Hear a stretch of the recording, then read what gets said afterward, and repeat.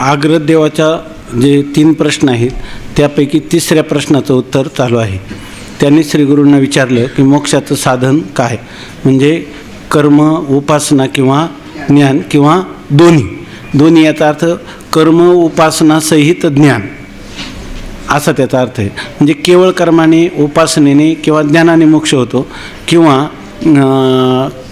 कर्म उपासना सहित केलेल्या ज्ञानाने, झालेल्या ज्ञानाने मोक्ष होतो असं त्या प्रश्नाचा अर्थ आहे. त्यापैकी कालपर्यंत असं चिंतन केलं की कर्म किंवा उपासना यांनी मोक्ष हे फल प्राप्त होणार नाही, मोक्षफल हे ज्ञानानेच प्राप्त होतं. तेव्हा आता अशी शंका येते की कर्म आणि उपासनेने ज्ञान होत नाही, परंतु कर्म आणि उपासनेने मोक्ष होत नाही, ज्ञानानेच मोक्ष होतो. परंतु एक पक्ष असा उपस्थित झाला की कर्म उपासना सहित जर ज्ञान असेल तर त्यानेच मोक्ष होतो, असं काही शास्त्रकारांचा पक्ष आहे. तोच पक्ष या ठिकाणी उत्थापित केलेला आहे की कर्म आणि उपासना हे दोन्ही मिळून एक आणि ज्ञान एक, म्हणजे या कर्म उपासना सहित असणाऱ्या ज्ञानाने मोक्ष होतो का, असं प्रश्न केला आहे. म्हणून या ठिकाणी हे जे असं मानणारे आहेत त्यांना म्हणतात समसमुच्चयवादी. समसमुच्चय म्हणजे कर्मासहित आपलं कर्म उपासना सहित ज्ञानाने मोक्ष होतो असं जे मानणारे त्यांना म्हणतात समसमुच्चयवादी. तर त्यांचं आता मत सांगतात. कोणी कर्म उपासना सहित ज्ञान मोक्षास हेतू आहे असे म्हणतात, त्यांचे असे म्हणणे आहे की आकाशात पक्षाचे एका पंखाने गमन होत नाही, गमनास दोन्ही पंखाची जरुरी असते. त्याप्रमाणे मोक्ष लोकासही एका ज्ञानरूप पंखाने गमन होणार नाही. उपासनासहित कर्म या दुसऱ्या पंखाची जरुरी आहे. उपासना ही मानस कर्म असल्यामुळे कर्म हा एक पंख आहे, कर्म व उपासना असे 2 नाहीत. आता त्या समसमुच्चयवाद्यांचं काय मत आहे ते सांगतात. जसं एखाद्या म्हणजे आकाशामध्ये उड्डाण करायचं असेल एखाद्या पक्षाला तर त्याला एक पंख असून चालणार नाही, त्याला 2 पंख पाहिजे. तसंच मोक्ष लोकाला जर आपल्याला प्राप्त व्हायचं असेल तर मोक्ष लोकाला प्राप्त होण्यासाठी कर्म उपासना हा एक पंख पाहिजे आणि ज्ञान हा एक पंख पाहिजे. जसा एका पंखाने आकाशात उड्डाण करता येत नाही त्याप्रमाणे कर्म उपासना सहित असणाऱ्या ज्ञानानेच आकाशात जाता येईल. कर्म उपासना रहित केवळ ज्ञान हा एक पंख आहे, केवळ कर्म उपासना हा एक पक्ष किंवा पंख आहे, तर हे कोणत्या एका पंखाने मोक्ष लोकाला जाता येणार नाही असं त्यांची उपपत्ती आहे, असं दृष्टांत देऊन ते स्पष्टीकरण करतात. आता तुम्ही म्हणाल कर्म उपासना दोन्ही मिळून एकच पंख का केला, तर उपासना हे सुद्धा एक मानसिक कर्म आहे, काल आपण पाहिलं. तर त्याप्रमाणे कर्म आणि उपासना म्हणजे उपासनेचा अंतर्भाव कर्मामध्येच होतो. एक स्थूल मानाने शरीरद्वारा इंद्रियद्वारा संपन्न होत आहे आणि एक मनाद्वारा संपन्न होत आहे. म्हणून कर्मासहित कर्म उपासना सहित ज्ञानानेच मोक्ष होईल असं त्यांचं म्हणणं आहे. हा एक गोष्ट झाली समसमुच्चयवाद्याची. त्याच्या व्यतिरिक्त सांगतात एक दृष्टांत दिला पक्षाचा. आता दुसरा दृष्टांत देतात. दुसरा दृष्टांत असा की रामेश्वर सेतुदर्शनाने पापनाश होतो. ते सेतुदर्शन प्रत्यक्ष ज्ञानरूप आहे, परंतु केवळ सेतूच्या प्रत्यक्ष ज्ञानाने पाप नाश होत नाही. त्याच भक्तीसह वर्तमान गमन कर्माची सहाय्यता पाहिजे.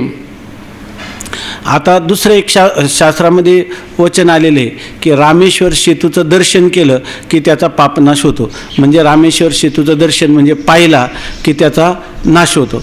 आता रामेश्वर सेतूच्या जवळ अनेक प्रकारचे प्राणी जातात, अनेक धर्माचे लोक जातात, तर त्या सर्वांचाच पापनाश होतो का असा जेव्हा प्रश्न येतो तेव्हा ते म्हणतात केवळ रामेश्वर सेतुदर्शनाने त्या पापाचा नाश होतो असं नाही. तर त्या ठिकाणी काय पाहिजे, आपली श्रद्धा पाहिजे की शास्त्राने सांगितलेलं आहे की रामेश्वर सेतूचं दर्शन झालं असता पापाचा नाश होतो, हे शास्त्रवचन आहे. आणि तस्मात् शास्त्रम प्रमाणन्ते. अशी शास्त्र वचनाविषयी ज्याची दृढ श्रद्धा आहे आणि नुसती श्रद्धा असून उपयोग नाही, तर त्या ठिकाणी गमन क्रिया झाली पाहिजे, रामेश्वर सेतूचं दर्शनही झालं पाहिजे आणि श्रद्धा असली पाहिजे. म्हणजे श्रद्धा गमनाभ्याम, श्रद्धा आणि त्या ठिकाणी गमन. मग श्रद्धा तिथं सांगतात भक्तीसह वर्तमान गमन कर्माची सहाय्यता पाहिजे. आपल्या अंतकरणात रामेश्वर सेतूविषयक श्रद्धा पण पाहिजे आणि गमन पण पाहिजे, त्या ठिकाणी गेलं पण पाहिजे. तसं श्रद्धारहित पुरुषाचे केवळ सेतू ज्ञानाने पाप निवृत्त होत नाही. आता एखादा मनुष्य केवळ सेतू पाहिलं पण अंतकरणात श्रद्धा नाही, हा दगडाचा रचलेला एक पूल आहे असं जर वाटलं तर त्यांनी काही त्याच्या पापाची निवृत्ती होत नाही, त्याला श्रद्धा पाहिजे. जसे सेतूचे ज्ञानास पाप निवृत्तीरूप फलाकरिता श्रद्धागमनादी पक्षाची जरुरी असते. आता सेतूचं ज्ञान आहे आणि त्या सेतू ज्ञानाचं फल काय आहे? पापाची निवृत्ती. परंतु केवळ त्या सेतूगमना आपलं सेतूदर्शन एवढंच त्या पापनिवृत्तीचा हेतू नाही, तर श्रद्धापूर्वक गमन अधिक त्या सेतू दर्शन हे जर तिन्ही एकत्र असतील किंवा दोन्ही एकत्र असतील तरच त्या ठिकाणी ते पापनाशाला हेतू होतं, अन्यथा नाही. त्याप्रमाणे ब्रह्मज्ञानासही मोक्षरूप फलोत्पत्तीकरिता कर्म उपासनेची जरुरी आहे. त्याप्रमाणे ब्रह्मज्ञानाने मोक्ष प्राप्त होतो, पण ब्रह्मज्ञान जसं सेतूदर्शनाने पाप निवृत्त होतं पण श्रद्धागमन सहित सेतुज्ञानाने होतं, तसं ब्रह्मज्ञानाने मोक्ष प्राप्त होतो पण कसं? कर्म उपासना सहित ब्रह्मज्ञानाने मोक्ष प्राप्त होतो. कर्म उपासना, कारण मोक्षरूप फलाचं जर उत्पत्ती करायची असेल तर त्या ठिकाणी काय पाहिजे? त्या ठिकाणी कर्म आणि उपासना पाहिजे. कर्म उपासना सहित झालेलं जीव ब्रह्मैक्य ज्ञान त्याने तुम्हाला मोक्ष प्राप्त होतो, असा रामेश्वर सेतूचा दृष्टांत देतात. आणि ज्यांच्या मतात केवळ ज्ञानानेच मोक्ष होतो असे मानतात त्यांनीही कर्म उपासनेस मोक्षाचे कारण मानले आहे. आता काही लोक काय म्हणतात? ते म्हणतात तुम्ही जरी काही म्हटलं तर केवळ ज्ञानाने मोक्ष होत नाही, कर्म उपासना सहित ज्ञानानेच मोक्ष होतो. आता काही जे लोक आहे त्याला म्हणजे ज्याला कट्टर वेदांती असं म्हणतात किंवा ऐकांतिक वेदांती असं जानतात, त्यांचा एकच निर्णय आहे कोणता? की ज्ञानानेच मोक्ष होतो. असं जरी ते म्हणत असले तरीसुद्धा त्यांनी काय, आणि ज्यांच्या मतात केवळ ज्ञानानेच मोक्ष होतो असे मानतात त्यांनीही कर्म उपासनेस मोक्षाचे कारण मानले आहे. तरीसुद्धा ते सुद्धा कर्म उपासनेला मोक्षाचं कारण मानतात. मोक्ष हा ज्ञानानेच होतो असं मानतात, तरीसुद्धा ते ज्ञान प्राप्त होण्यासाठी कर्म उपासनेची सहाय्यता मानतात. म्हणून त्यांनी मोक्षाचं कारण काय आहे? मोक्षाचं कारण कर्म उपासना पण आहे असं ते सुद्धा ऐकांतिक वेदांती सुद्धा तसंच मानतात किंवा ऐकांतिक अद्वैत सिद्धांती. हां, नाही एकदिशी म्हणण्यापेक्षा सगळ्या त्यांनी त्यांचा विषयचा असा हे केला, परंपरेने होता असं सांगायचं आहे त्यांना. तर तो म्हणतो पण त्यांनी मोक्षाला कारण कर्म उपासना सांगितलेलीच आहे ना, कारण कर्म उपासनेने काय होते? अंतकरणाची शुद्धी होते आणि अंतकरण शुद्धीद्वारा कर्म उपासना मोक्षाला प्राप्त होतात आणि तत्वज्ञान साक्षात प्राप्त करून देतं. पण मोक्षासाठी कारण म्हणून कर्म उपासना अनुष्ठान त्यांनी सांगितलेलं आहेच की नाही असं तो म्हणतो. कारण शुद्ध आणि निश्चल अंतकरणात ज्ञान होते असा सिद्धांत आहे. ज्ञान कुठं होतं? तैसे मोक्ष देईल ज्ञान येतं किरण आहे आण परितेची थारे ऐसे मन शुद्ध व्हावे. अंतकरण शुद्ध व्हायला पाहिजे की नाही? आणि अंतकरण शुद्धीची साधनं वेदांतात सुद्धा काय सांगितलेले? कर्म आणि उपासना. ती अंतकरणाची शुद्धता आणि निश्चलता कर्माने आणि उपासनेने होते. कर्म आणि उपासनेनेच अंतकरणाची शुद्धी होते. म्हणून कर्म उपासना ज्ञानाचा हेतू आहे. कर्म उपासना काय आहे? ज्ञानाचा हेतू आहे. आणि ज्ञान कशाचा हेतू आहे? मोक्षाचा हेतू आहे. पण कर्म उपासनेद्वारा, बरोबर ना, कर्म उपासना ही ज्ञानद्वारा, कर्म उपासना ही ज्ञानद्वारा मोक्षाला कारण होते असं ज्या मतात ज्ञानाने मोक्ष होतो ते सुद्धा मानतात. कारण का? हे ज्ञान होतं कुठं? ज्याचं अंतकरण शुद्ध झालं, स्थिर झालं, त्याच्या ठिकाणी हे तत्त्वज्ञान होतं. आणि ते अंतकरण शुद्ध आणि स्थिर करण्याचा उपाय कोणता आहे? कर्म आणि उपासना. म्हणून कर्म उपासना ज्ञानाचे हेतू आहेत. अर्थात कर्म आणि उपासना सुद्धा काय झाले? ज्ञानाचे हेतू. जशी कर्म उपासना ज्ञानाचा हेतू मानतात त्याचप्रमाणे मोक्षाचीही कर्म उपासना हेतू मानणे योग्य आहे. जसं कर्म उपासना ज्ञानाचा हेतू आहे तर कर्म उपासना ही मोक्षाचा पण हेतू आहे. कारण कर्म उपासना ज्ञानाचा हेतू आहे आणि ज्ञान मोक्षाचा हेतू आहे. म्हणजेच कर्म उपासना ही परंपरेना का होईना काय मोक्षाला हेतू आहेत असं त्या वेदांत सिद्धांतात देखील मानलेलं आहे. किंवा ज्यांच्या सिद्धांतात केवळ ज्ञानानेच मोक्ष होतो ते सुद्धा कर्म उपासना ही अंतःकरण शुद्धीला, स्थिरतेला आणि तद्वारा ज्ञानाला कारण होतात असं ते सुद्धा मानतात. आता तिसरा दृष्टांत देतात. काय आहे की ज्या वेळेला माणसं दुसरा दृष्टांत किंवा उपपत्ती सांगून एखादा सिद्धांत मांडतात, हे जे पूर्वपक्ष हे असं मांडतात की आपल्याला त्या दृष्टांतामुळं असं वाटतं की यांचा पक्ष एकदम अगदी वास्तववादी आहे असं वाटावं, असं ते सिद्धांत सांगतात. ज्याप्रमाणे तिसरा दृष्टांत सांगतात, ज्याप्रमाणे जलसिंचन वृक्षोत्पत्तीस आणि फलास हेतू आहे, तशीच कर्म उपासना ही ज्ञानाच्या उत्पत्तीस आणि ज्ञानाचे फल जो मोक्ष त्यासही हेतू आहेत असे मानणे योग्य आहे. जसं आपण जलसिंचन म्हणजे पाणी पुरवठा जर एखाद्या झाडाच्या मुळाला केला तर त्या ठिकाणी तो वृक्ष काय होतो, वृक्षाची उत्पत्ती होते आणि त्या वृक्षालाही फलं पण लागतात. म्हणजे जलसिंचन हे वृक्षोत्पत्तीलाही कारण आहे आणि फलालाही कारण आहे. त्याचप्रमाणे कर्म उपासना ही ज्ञानाच्या उत्पत्तीलाही कारण आहे आणि ज्ञानाचे फल जो मोक्ष त्या मोक्षालाही कारण कोण आहेत, कर्म उपासना आहेत आणि असंच मानणं योग्य आहे. जरी वनातील वृक्षास जलसिंचनावातून फले येतात तरी वृक्षाच्या मुळाशी जलाचा संबंध असतो.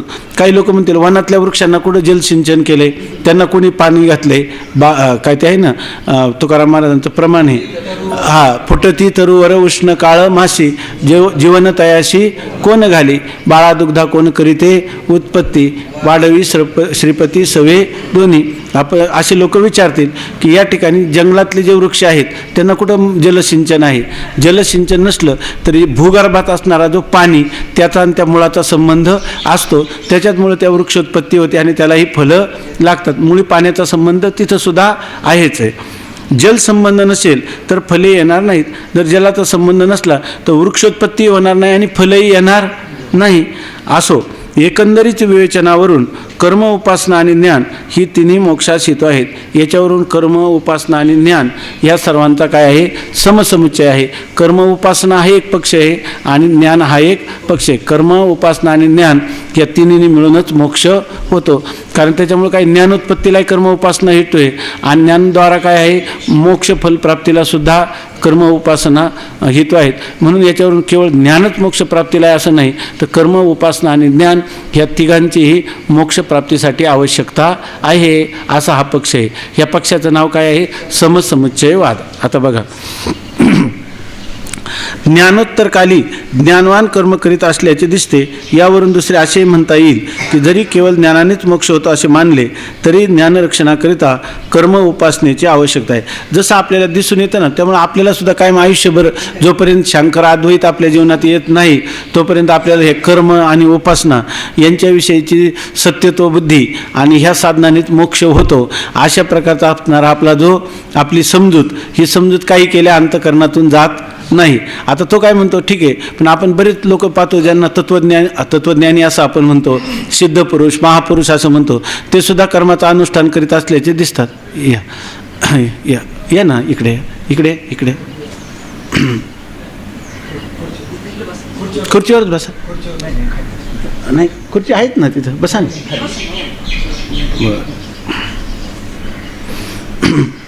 तर ते म्हणतात की जे ज्ञानवान पुरुष आहेत तर ज्ञान झाल्यानंतर ज्ञानोत्तरकाली ते सुद्धा काही कर्म उपासना करत असताना दिसतात. ज्ञानोबा आहे, तत्वज्ञानी आहेत की नाही, परंतु ते म्हणतात की नाही, माझ्या जीवीची आवडी पंढरपुरा नेईन गुढी, पांडुरंगी मनरंगले गोविंदाचे गुणी वेधले. मग ज्ञानोत्तरकाली ही ज्ञानी पुरुष देखील, ज्ञानवान पुरुष देखील कर्म किंवा उपासना करीत असल्याचं दिसतं की नाही. मग ते करतात म्हणतात, ते कशासाठी, का त्यांना असं, आपल्याला असं त्याचा अर्थ असा आहे की ज्ञानाने मोक्ष होतो, पण ज्ञानाने मोक्ष झाला तरी ते ज्ञानाचं रक्षण झालं पाहिजे आणि त्या ज्ञानाने मोक्ष उत्पन्न होतो, पण कर्म उपासनेद्वारा त्या ज्ञानाचं रक्षण होतं. आणि जर समजा त्या ज्ञानाचं रक्षण केलं नाही, कर्म उपासना सोडून दिली, तर काय होणार, त्या ज्ञानाचं रक्षण होणार नाही. असा त्याचा अर्थ आपल्याला दिसून येतो सहजच. की जसं ते सांगतात की प्राप्तेही पुरुषे इंद्रिये लाळलेली कौतुके तरी आक्रमीला जाणं दुःखे संसारिके. जर एखादा तत्वज्ञानी असला आणि इंद्रियांचं लालन पालन अंजन भंजन केलं आणि त्यांनी जर विहित कर्माचं आचरण केलं नाही, निषिद्ध कर्माचा परित्याग केला नाही, तर त्यालाही दुःख जीवनात वाट्याला येतं. कारण का, तर त्यांनी त्या ज्ञानाचं रक्षक असणारी जी कर्म उपासना तिचा अंगीकार केला नाही किंवा ते अनुष्ठानाचा परित्याग केला. आता ऐकायला सगळं आपल्याला बरोबर वाटतं की नाही हे, तर ते सांगतात की ज्ञानरक्षणाकरिता कर्म उपासनेची आवश्यकता आहे. म्हणजे प्रथम ज्ञानोत्पत्तीकरिता आणि पश्चात ज्ञानरक्षणाकरिता कर्म उपासना अवश्यच केली पाहिजे. यावरून कर्म उपासना कुठपर्यंत करायची, तर ज्ञान उत्पन्न व्हायला कर्म उपासना लागली की नाही, अंतःकरणाची शुद्धी आणि अंतःकरणाची स्थिरता होऊन ते ज्ञान होण्यासाठी कर्म उपासना लागली. आणि ज्ञान उत्पन्न झाल्यानंतरही ज्ञानाने मोक्ष मिळतो, परंतु कर्म उपासना सहित ज्ञानाने मोक्ष मिळत असल्यामुळं कर्म उपासनेचा त्याग केला तर त्या ज्ञानाचं रक्षण होणार नाही. म्हणून कर्म उपासना ही ज्ञान होण्याच्या पूर्वी केली पाहिजे आणि ज्ञानोत्तर कालीही केली पाहिजे. ज्ञानोत्तर काली ज्ञानवान कर्म उपासनेचा त्याग करील तर जला वाचून वृक्षाचा नाश होतो, त्याप्रमाणे उत्पन्न झालेले ज्ञान नष्ट होईल. आता ज्ञानोत्तर काली म्हणजे ज्ञान झाल्यानंतर जर ज्ञानवान पुरुष ह्या कर्म उपासनेचा त्याग करील तर त्याला झालेलं जे ज्ञान, उत्पन्न झालेलं ज्ञान, त्या ज्ञानाचं रक्षण होणार नाही, ते ज्ञान पुन्हा नष्ट होऊन जाईल. शुद्ध अंतःकरणात ज्ञान होते हे उभय पक्षात निर्विवाद आहे. ज्ञान होतं कुठं, तर ते त्यांनी सांगितलं तो काय, त्याची थारे ऐसे म्हण शुद्ध व्हावे. म्हणजे याचा अर्थ त्याचे ज्ञान थारे म्हणजे ते स्थिर राहील, याच्यासाठी अंतःकरण शुद्ध पाहिजे. याचा अर्थ शुद्धच अंतःकरणात, शुद्ध अंतःकरणातच ज्ञान होतं, हे तर दोन्ही पक्षाला मान्यच गोष्ट आहे.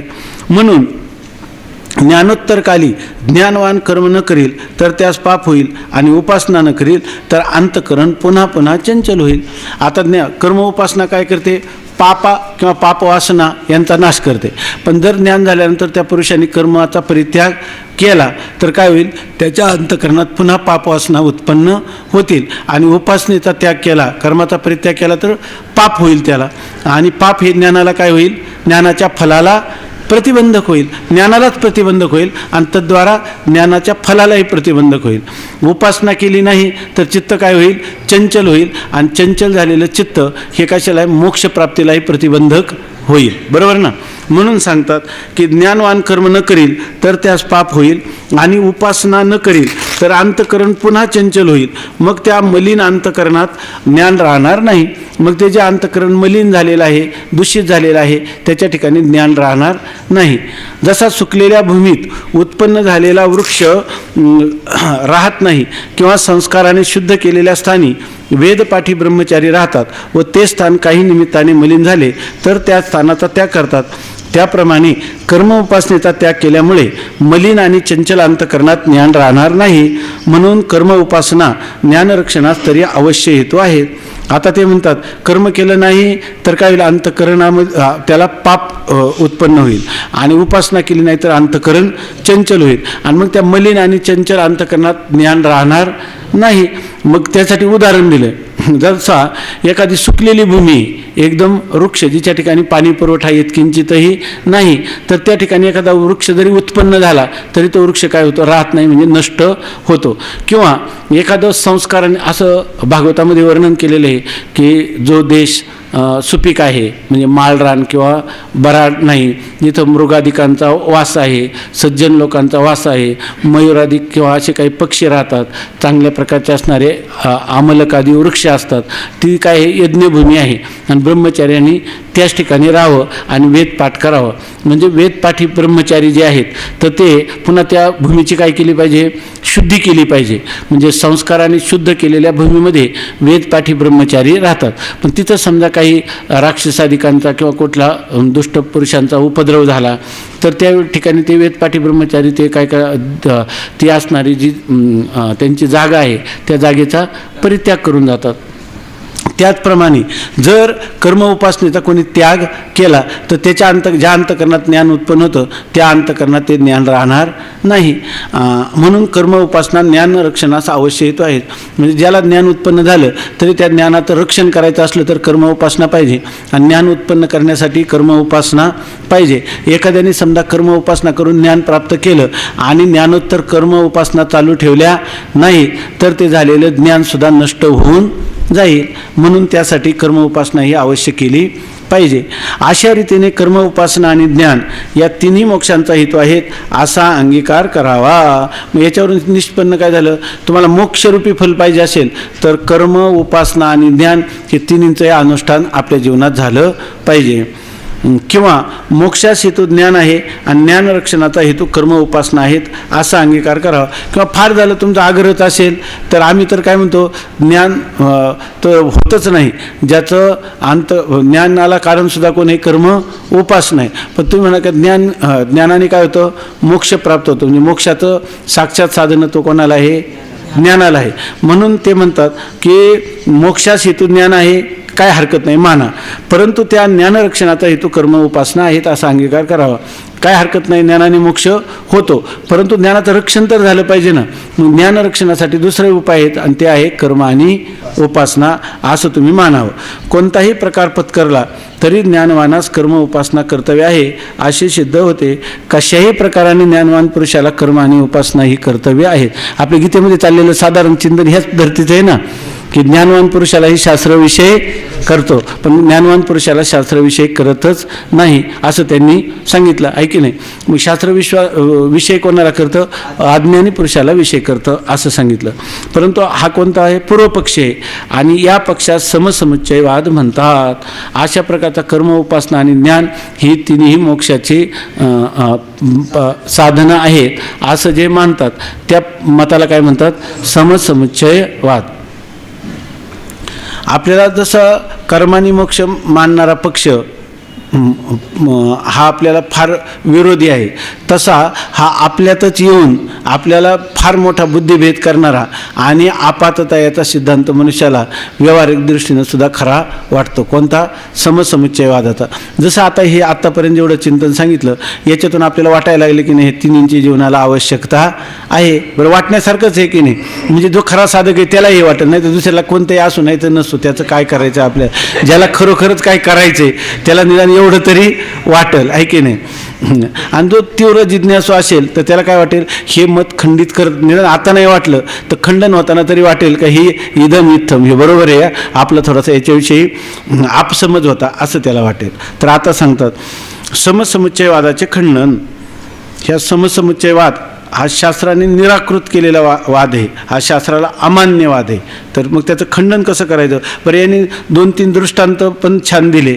त्यामुळं माणसाला याला म्हणतात रोचक वाणी, पुष्पिता वाणी आहे की नाही. ही वाणी ऐकल्यावर माणसाला एकदम बरं वाटतं. आम्ही योग वाशिष्ठ वाचत होतो, त्याचा मराठी अनुवाद खूप चांगला आहे. तर ते वाचताना हे असं सांगितल्यावर तिथं ज्ञानेश्वरी चालू होती. मला वाटलं हे सिद्धांत पक्ष, मला पूर्व पक्ष आहे का उत्तर पक्ष हे कळालं नाही. ते स्वामी महाराजांच्या तिथं आपला 3रा अध्याय चालला होता, कर्मयोग. तर योग वाशिष्ठात आहे आणि हे विचारसागरात आहे की नाही. आता हा समुच्चय. तर मी म्हटलं त्याच्यात असं दिलं होतं की थोडक्यात सांगतो.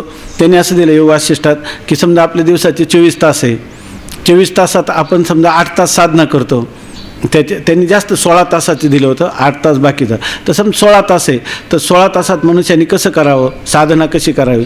तर त्यांनी सांगितलं की त्यांनी 4 तास कर्म करावं, 4 तास कर्म करावं, 4 तास उपासना करावी आणि 8 तास जे आहे ना त्यांनी श्रवणाधिक अंतरंग साधनं करावी. नंतर पुन्हा काय करावं, तर त्यांनी 3 तास कर्म करावं, 5 तास उपासना करावी, 8 तास श्रवण अंतरंग साधनं करावी. पुढं काय करावं, कर्म 2 तास करावं, उपासना 2 तास करावी आणि मग बाकीचे 12 तास कुठं द्यावे, अंतरंग ध्यानादी चिंतनाला किंवा मननादिकाला द्यावेत असं लिहिलं होतं. आणि असं योग वाशिष्ठातही सांगितले. स्वामी महाराज म्हणले सगळं योग वाशिष्ठ वाचलं का तेवढाच परिचय वाचला. तेवढंच वाचलं म्हणजे हा काही सिद्धांत पक्ष नाही, हे असं काही पण सांगत जायचं नाही अजून त्याचं. आणि योग वाशिष्ठाने याचं खंडन केलेलं आहे. तर ह्याचा अर्थ हे समसमुच्चयवादाचं मत आपल्याला कसं वाटतं? बरं, मला वाटलं की मी एक नवीनच सांगतो ह्याच्यामध्ये आणि हा चांगला पक्ष सांगतोय, तर ते पक्ष बरोबर नव्हता, खंडित होता. स्वामी महाराज म्हणजे सगळं वाचा मग सांगा, हे चुकीचं सांगितलं असं. तसं इथं समसमुच्चयवादाचं काय खंडन आहे याच्यामध्ये. देहाहून वाचू ना, वाचू का नको? हा, काय शंका आली? आता वेदांताचा जो साधक आहे हा, तो काही असं 15-15, 16-16 तास रनिलच असं काही नाही. म्हणून मी 8च तास बोललो होतो अगोदर. कलियुगातले जीव जे आहेत ते तिथलं 16 तास होते म्हणून तो विभाग सांगितला. काही त्या सगळ्या त्यामध्ये उरलेल्या वेळात त्यांनी काय करायचं? कोणत्या? आता हे बघा, उरलेला वेळ किती राहतो तेच तुम्हाला सांगतो. 16 तास गेले, खाली 24 तासातले 8 तास राहिले, कमीत कमी 6 तासाची झोप झाली की नाही त्याची. मग त्याला 2 तास एवढा रनिलच असं नाही म्हणतो. हा, मग ते जितका तास रमणार त्याचे विभाग करावेत. मग त्या उरलेल्या वेळात काय? हा, उरले त्याला शंका कशाला आली? एवढा वेळ रमणार नाही म्हणजे काय करायचं त्याचं ठरलेलं असेल ना.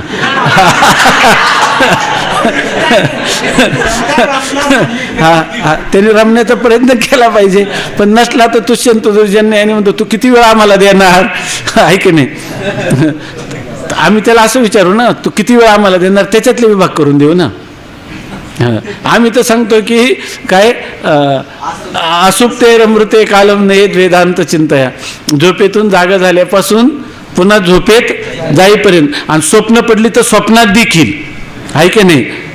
आहे की नाही? जर स्वप्न पडली तर स्वप्न सुद्धा हीच पडली पाहिजे, असं वेदांत चिंतन करावं. हा खरा काय शास्त्राचा संदेश आहे. श्रुती सांगते असुप्ते मृते कायम कालम नयेत वेदांत चिंतया. झोपेतून जागे झाल्यापासून परत झोपे जाईपर्यंत, आणि आता ही शंका आल्यापासून तर मरेपर्यंत, आहे की नाही? अमृते असं लिहिलं ना.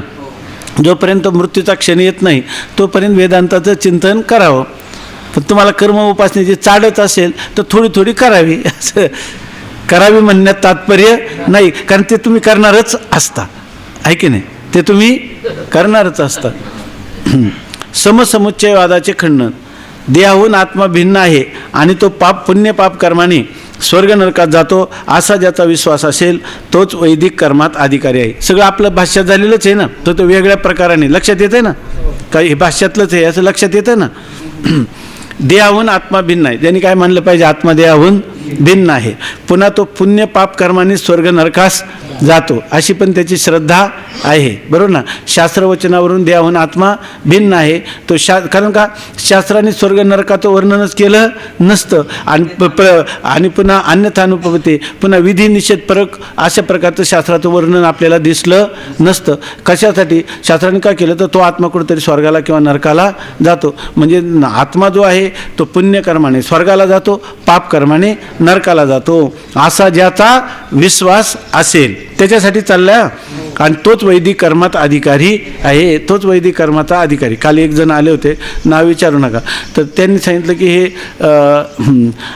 त्यांना असं वाटलं की आम्ही एक मोठे सिद्धांती आहे, आणि ते काय म्हटले, हे दशक्रिया, हे प्रेतयात्रा अमकं वैदिक कर्माप्रमाणे करणं, गणपती बसवणं, हे आम्ही मानतच नाही म्हणे ते, असं त्यांनी सांगितलं, आहे की नाही? मग ते आपल्या दृष्टीने मानतच नाही म्हणजे काय?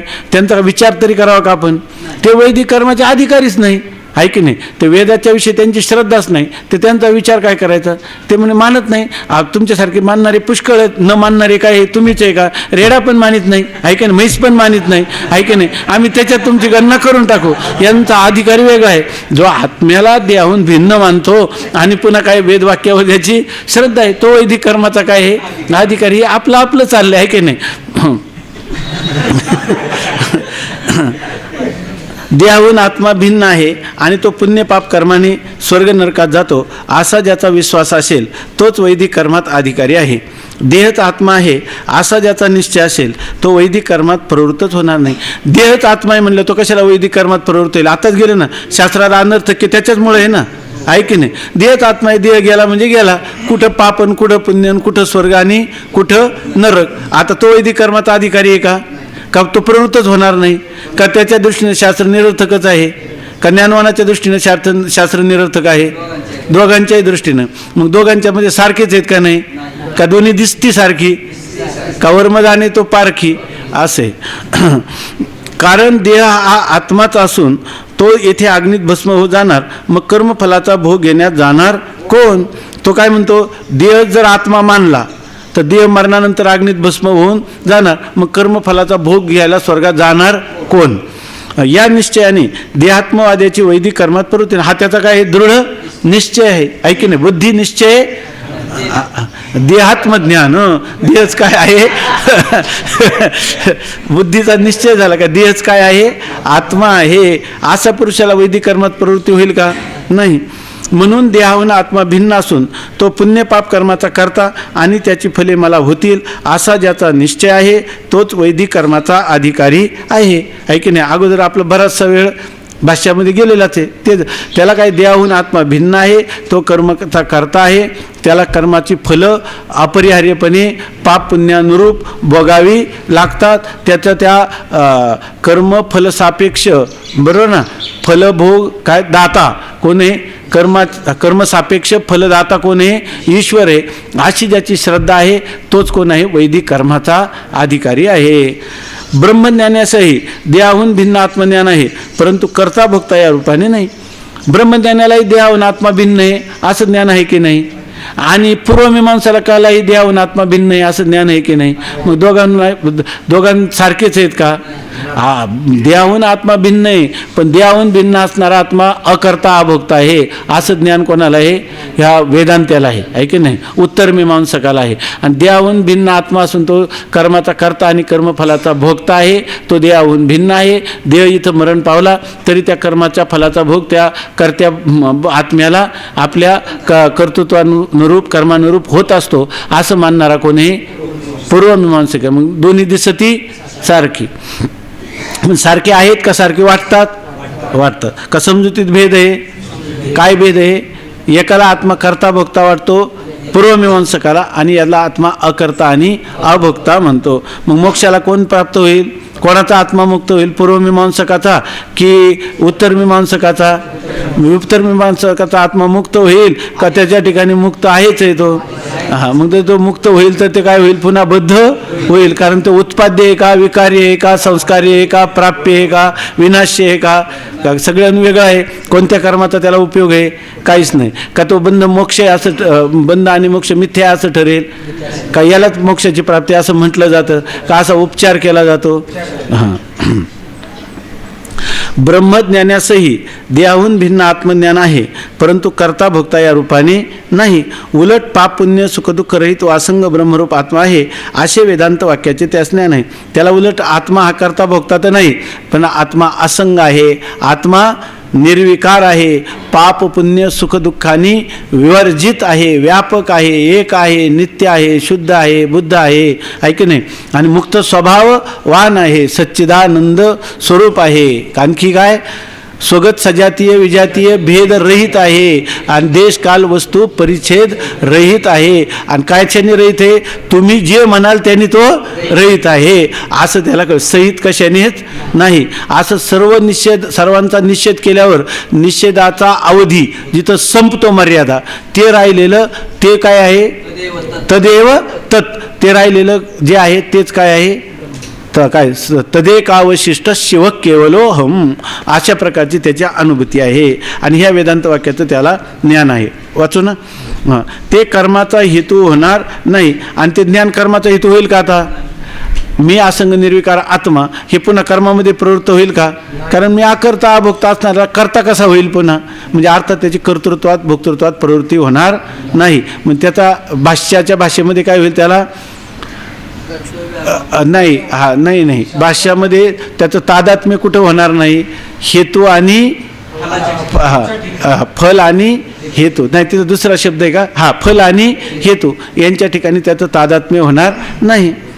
इतकेच नाही, हां, ते कर्माचा हेतू होणार नाही. वेदांत वाक्याचं यथार्थ ज्ञान झालं तर ते पुन्हा कर्मामध्ये त्याची प्रवृत्ती होईल का? वेदांत वाक्याचं जर त्याला यथार्थ ज्ञान झालं, वेदांत वाक्याचं यथार्थ ज्ञान कशाने होईल? अवांतर वाक्याने होईल, महावाक्याने. का महावाक्यानेच झालेलं नाही? बरोबर चाललंय ना? का कीर्तनाचं मनन चालले नाही ना हां. कीर्तनाचं मनन करायचंच नाही आहे की नाही. तुम्ही जे सांगाल तेच कीर्तन आहे की नाही. इथं बरोबर चालले काय शब्दाचा अर्थ देणं आहे. नाही नाही असं नाही. आमचं बरोबर चाललं का असं आम्ही म्हणतो. मोठ्या माणसाला एवढं नाही आम्ही हे करणार.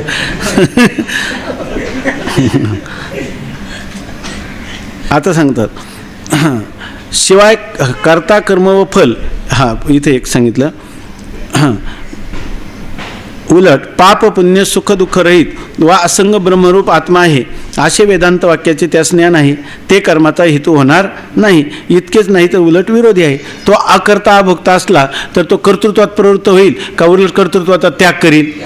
त्याग करेल. म्हणजे त्याचं ज्ञान जे आहे ते कर्माच्या काय आहे विरोध. म्हणजे ज्ञान हे कर्माच्या विरोधी. कर्म सांगतं तू कर्ता भोक्ता आहे म्हणजे कर्ता भोक्त कर्तृत्व भोक्तृत्व स्वीकारल्याशिवाय कर्मामध्ये प्रवृत्ती होत नाही. आणि ज्ञानवानाच्या ठिकाणी कर्तृत्व भोक्तृत्व नाही अर्थात तो कर्माचा अधिकारीच नाही. आणि उलट कर्म त्या ज्ञानाच्या काय आहे का ज्ञान त्या कर्माच्या विरोधी आहे. दोन्ही पण विरोधी आहेत आहे की नाही. परस्पर विरोधी धर्म आहे. आणि दोन परस्पर विरोधी धर्म एका काली एका अधिकरणात राहू शकत नाही. ज्ञानवान पुरुषाच्या बुद्धीत काय आहे अकर्तृत्व अभोक्तृत्वतेचा निश्चय आहे. आणि त्याच वेळेला तो म्हणजे कर्ता पण आहे आणि भक्त आहे. त्या पूर्वपक्षाने मग प्रयत्न केला की नाही त्याच्यामध्ये सिद्ध झाला का नाही.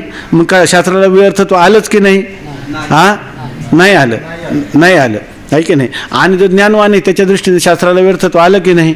आणि नास्तिकाच्या दृष्टीनं नैरात्मवादी किंवा देहात्मवादीच्या दृष्टीनं मग शास्त्र कोणासाठी सार्थक नाही का अविद्वानाला सार्थक आहे. आणि ज्ञान झाल्यानंतरही नाही. ज्ञान झाल्यानंतर नाहीच नाही. मग आणि यांनी तर सांगितलं होतं रक्षण करण्यासाठी वगैरे तर पाहिजे. हा बरं पुढे येईन बरं नाही नको पुढे येईन त्याचं कारण तुमची गाडी शंकराचार्यांच्या किंवा निश्चलदाजींच्या पुढे जावी असं आम्हाला वाटतच नाही.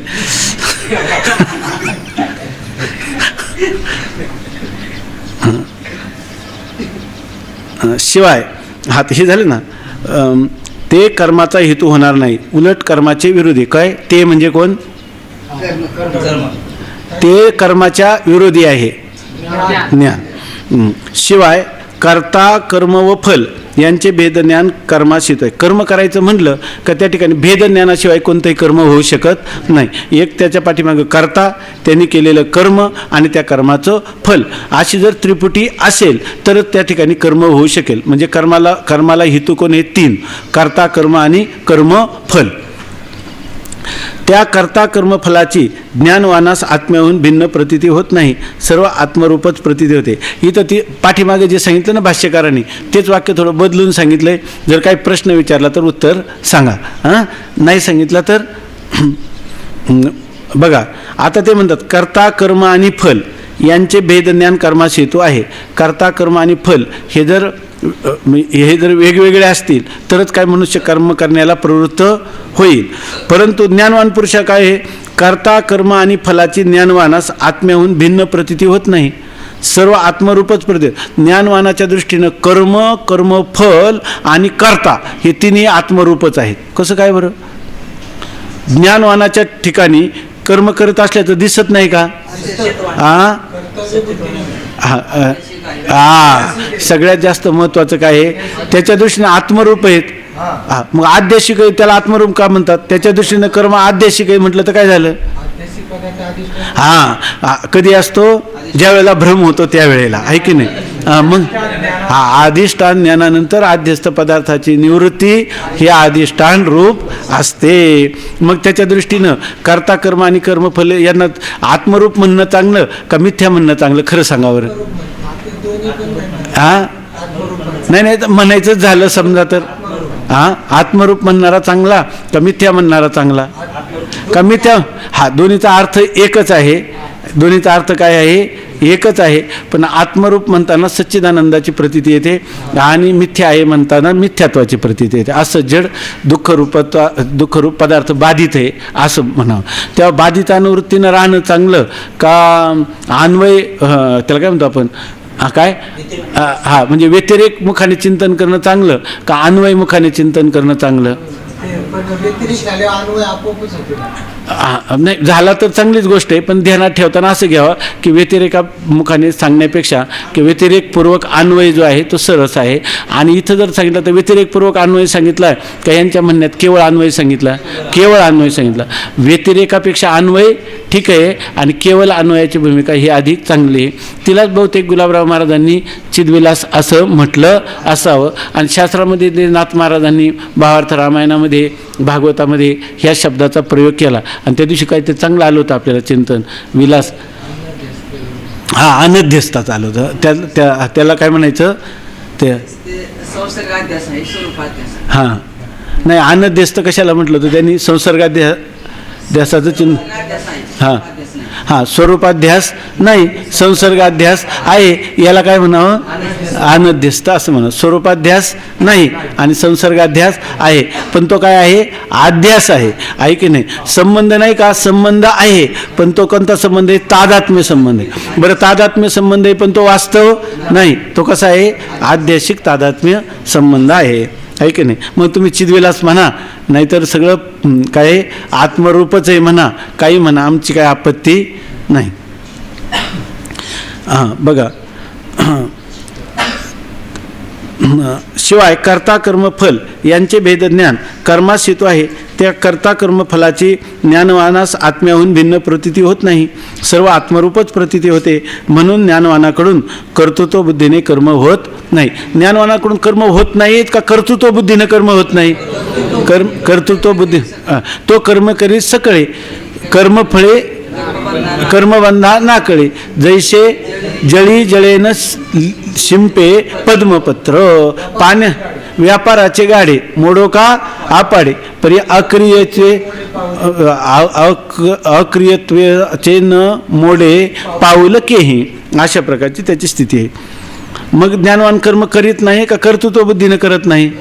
मग कर्म करतो का तो आपल्या दृष्टीनं कर्माभास आहे का तो कर्म करीतच नाही हे खरं आहे. मग कर्तृत्व बुद्धीनं करीत नाही हे सुद्धा खरं नाही. हे सुद्धा कोणाच्या दृष्टीने मग ते अज्ञानाच्या दृष्टीने. मग तो कर्म करीतच नाही हेच खरं आहे.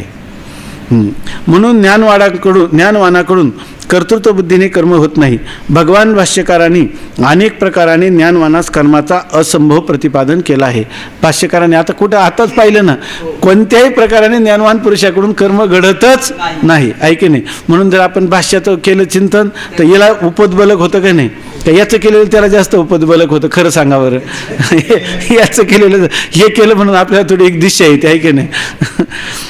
म्हणून ज्ञानवान कर्म करीत नाही. मग खरं ज्ञानवान पुरुष कर्म करतो का नाहीच. आता समसमुच्चयाचा असंभव प्रतिपादन करतो. आता तो काय म्हणतो नाही पण कसंही करा आम्ही तुम्हाला 3 दृष्टांत सांगितले. रामेश्वर सेतूचा दृष्टांत दिला 2 पक्षाचा दृष्टांत दिला वृक्षोत्पत्ती आणि फलाचा दृष्टांत दिला.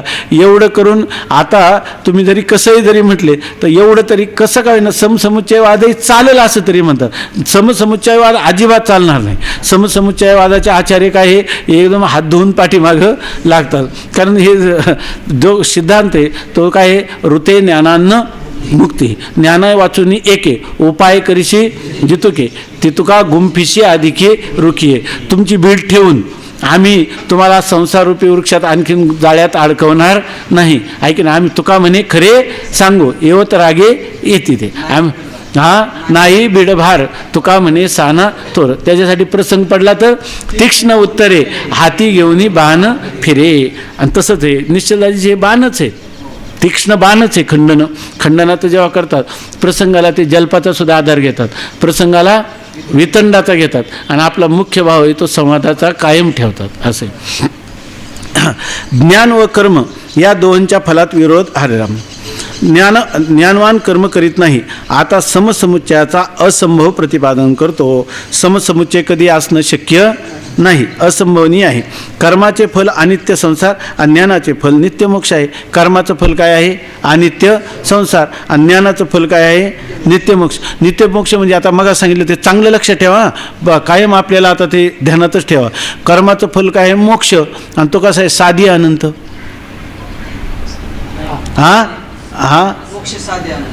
आणि सांगा कोणी बोलू नका तर महाराजांच्या बरोबर मोक्षात याचं कर्माचं फल काय आहे आपलं संसार कर्म थांबा कर्माचं फल आपलं काय चाललं होतं आपलं नाही बंध जो आणि मोक्ष जो आहे तर बंध कसा आहे अनादी आणि शांत बरोबर आहे ना बंध हा काय आहे अनादी आणि शांत आणि ते म्हणतात हे प्रमाण विरुद्ध आहे आणि मोक्ष कसा आहे साधी आणि अनंत मग हे प्रमाण विरुद्ध आहे का आहे मग याला साधी अनंत मोक्षाला म्हणता येईल का म्हणला तर तो सिद्धांती आहे का नाही आणि जर बंधाला तो अनादी शांत म्हणला तर तो काय आहे तो वेदांती आहे का नाही प्रमाणाच्या काय आहे मग त्यांनी काय म्हणावं त्याला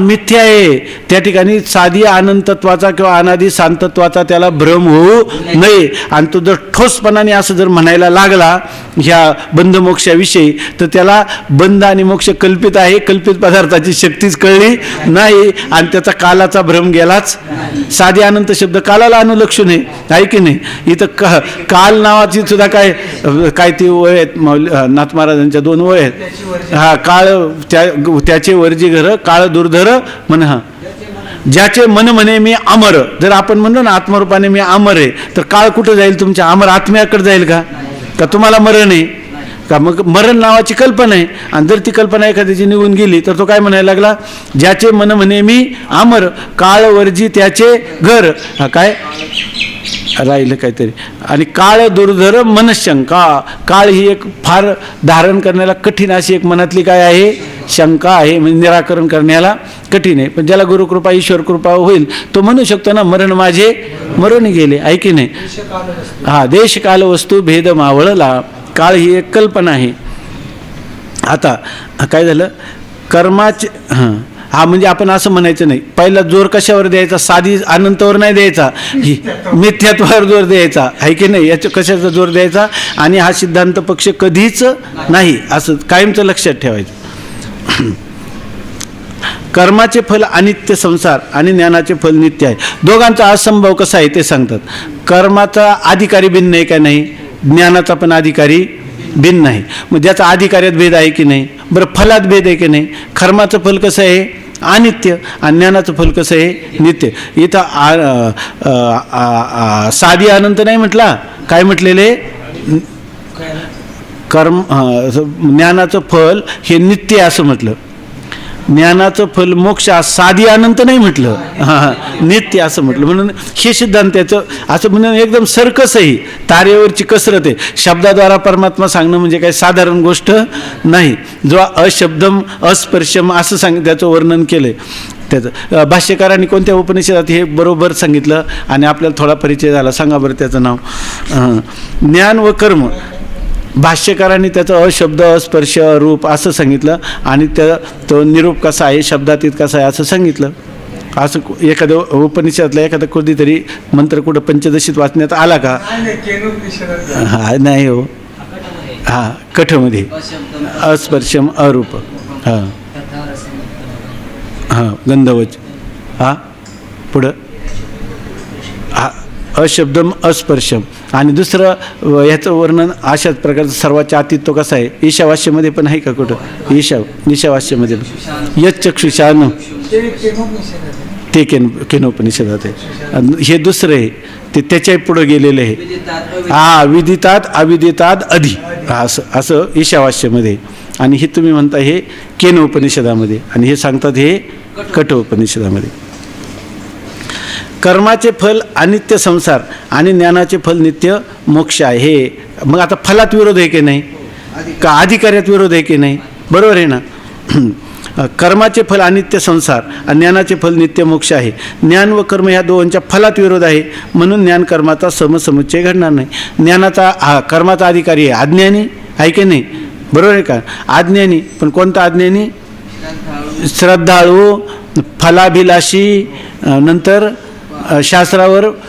श्रद्धा आणखीन काय अद्याला आत्म्याचं विशेष स्वरूपाचं ज्ञान नाही असा अनुमित्याधिक प्रमाणाने ज्याने आत्म्याचं अस्तित्व मानलं आणि जो आत्म्याच्या कर्माचा करता आत्मकर्म करता आणि कर्मफलाचा भोगता आहे असं मानणारा आहे की नाही आणि हा कर्माचा अधिकारी का होणार नाही हा काय करतोय ज्यांनी आत्म्याला अकर्ता अभोक्ता समजलेले असा कोणी ज्ञानवान पुरुष तो कर्म करीलच कशाला मग अधिकाऱ्यात भेद आहे आणि फलात सुद्धा काय आहे भेद आहे. मग कर्म ज्यांचा अंधार आणि प्रकाश म्हणून त्यांना खूप दिवस भेट नव्हती झाली म्हणून काय झालं, म्हणून ते कधीतरी आपण एकदा भेटू म्हणून फोन करून भेटले आहे की नाही, का कधी भेट होणंच शक्य नाही.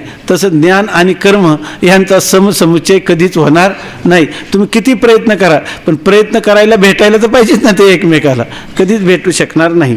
शिवाय आत्म्याच्या ठिकाणी जात्याधिकांचा अध्यास कर्मास हेतू आहे. आता शिवाय कर्माला हेतू कोण आहे, आत्म्याच्या ठिकाणी ज्यांना भ्रम झालेला आहे, माझी जाती बरोबर ना, मी स्त्री आहे, मी पुरुष आहे, मी ब्राह्मण आहे, मी संन्यासी आहे, अशा आत्म्यावर जातीचा ज्याला भ्रम झाला आहे तो कर्माचा काय आहे अधिकारी. किंवा कर्मशास्त्राने त्यालाच सांगितलं ज्याला भ्रमिष्ठाला आहे की नाही, ज्याला बरोबर ना आपला तो काय म्हणायला लागला मी म्हातारा आहे, मग तुला वानप्रस्थ असं कर्म सांगितलं, मी संन्यासी, मग त्याला काय झालं पण का भ्रमिष्ठच आहे की नाही तो. मग कर्म कोणाला आहे, ज्याला आत्मस्वरूपाच्या ठिकाणी जात्यादी म्हणजे जाती वर्ण आश्रम काय अवस्था याचा ज्याला भेद आहे तो कर्माचा अधिकारी. आणि ज्याच्या ठिकाणी हा भ्रमच नाही, जात्याधिकांचा अध्यास कर्मास हेतू आहे. कारण जाती आश्रम अवस्था यांना योग्य असे भिन्न भिन्न कर्म वेदाने सांगितलेले. तो वेदकर्म कोणाला सांग, तुम्ही म्हणले ना मी ब्राह्मण आहे का, मग ते तुम्हाला सांगणार ब्रह्मकर्म स्वभावजम, तो नाही मी क्षत्रिय आहे क्षात्रम कर्म स्वभावजम असं तुम्हाला सांगणार. तुम्ही म्हणले न क्षत्रिय न वैश्या न शूद्राः चिदानंद रूप शिवोहम, शास्त्र म्हणेल हे कर्म करा का, म्हणणारच नाही. तुमच्यासमोर हात जोडून उभं राहील की बा जे पाहिजे होतं ते तुम्ही आता केलं. आणि तुम्ही पण काय म्हणणार, तेच म्हणणार. काय म्हणणार, जे करायला पाहिजे होतं ते केलं, कृतकृत्य झालो, इच्छा केली ते पावलं. तुम्ही जरी किती म्हणलं तरी आता काम नाही झालो पाही रिकामा. समसमुच्चयवादात आम्हाला मुनीत मान्य नाही. पुंडलिक वरदा हरी विठ्ठल श्री ज्ञानदेव तुकाराम ज्ञानेश्वर महाराज की जय. ज्ञानदेव